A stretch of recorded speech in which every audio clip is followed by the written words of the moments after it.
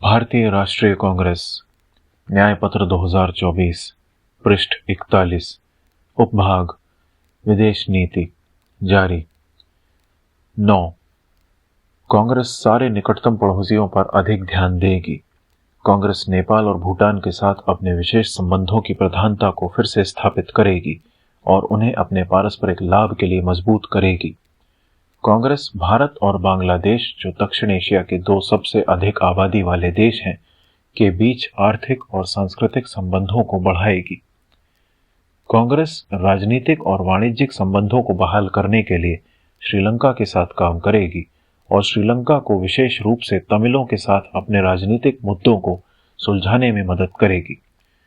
कांग्रेस मालदीव के साथ संबंध सुधारेगी और म्यांमार के लोगों के राजनीतिक और मानवाधिकारों की रक्षा के लिए म्यांमार के साथ काम करेगी। 10। पाकिस्तान के साथ जुड़ाव मूल रूप से सीमा पार आतंकवाद को समाप्त करने की उसकी इच्छा और क्षमता पर निर्भर करता है। 11। कांग्रेस विदेश सेवा के आकार में उल्लेखनीय वृद्धि करेगी, विदेशों में अधिक मिशन खोलेगी, हमारी आर्थिक शक्तियों का लाभ उठाएगी एवं देश के मूल्यों और पारस्परिक रूप से लाभप्रद आर्थिक संबंधों के माध्यम से नेतृत्व की स्थिति प्राप्त करेगी। 12। कांग्रेस प्रवासी भारतीयों को देखने वाले विदेश मंत्रालय के अंतर्गत राज्य मंत्री के पद को पुनर्जीवित करेगी, जो इस महत्वपूर्ण क्षेत्र को उनकी समस्याओं का समाधान करने के लिए सहायता प्रदान करेगा। पृष्ठ 42 भाग पर्यावरण न्याय उपभाग पर्यावरण, जलवायु परिवर्तन और आपदा प्रबंधन। कांग्रेस तीव्र, समावेशी और सतत विकास के प्रति अपनी गहन प्रतिबद्धता की फिर से पुष्टि करती है एवं इसके पारिस्थितिक तंत्र, स्थानीय समुदायों, वनस्पति और जीवों की रक्षा करेगी। हमें याद है कि वह प्रधानमंत्री इंदिरा गांधी ही थीं जिन्होंने सबसे पहले इस उद्देश्य के लिए कानून, नियम और संस्थाएं बनाई थीं।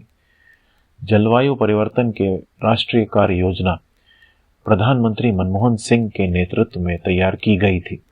इस कार्य योजना की भाजपा की गलत आलोचना के बावजूद भाजपा एनडीए सरकार ने बाद में इसकी प्रासंगिकता और वैधता को स्वीकार किया।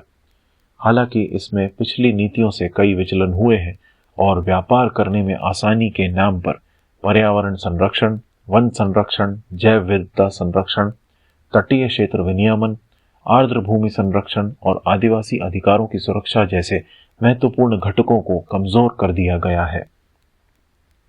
वायु प्रदूषण और जल प्रदूषण सार्वजनिक स्वास्थ्य पर भारी असर डाल रहे हैं। आदिवासी और पारिस्थितिक रूप से संवेदनशील क्षेत्रों में आजीविका नष्ट हो रही है।